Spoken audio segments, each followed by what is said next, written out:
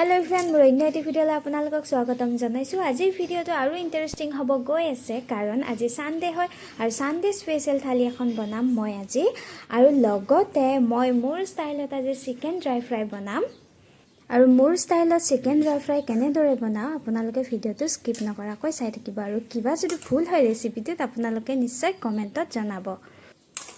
प्रथमे मैं चिकेनखिनि जीरा धनिया जलुकिया गुड़ी हालधि निमख पियाज और নহৰুৰ पेस्ट दिसो लगते अलपमान दई दी आधा घंटामान मेरिनेट करी थई दिसो और এইফালে কেৰাহীত তেল गरम হৈছে मैं चिकेनखिनि एटुकुरी करी बहाई दिलो।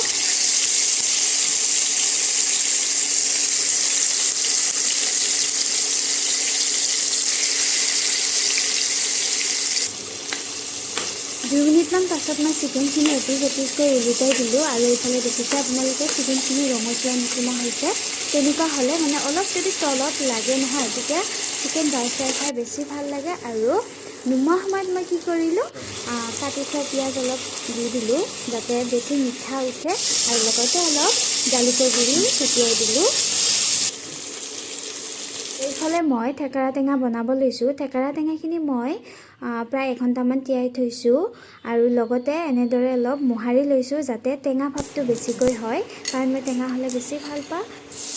আৰু এতিয়া তেল গৰম হোৱা ধৰিয়া কেইটামান দি ফুটাই লৈছো লগতে শুকান জলকীয়া দি সিম্পলকৈ মই থেকেৰা টেঙাখিনি বনালো আৰু গৰমৰ দিনত এনেকুৱা টেঙাৰ আঞ্জা এখন থাকিলে খুবেই ভাল লাগে। লগতে बनालो मैं गरम गरम बेंगेना भाजी।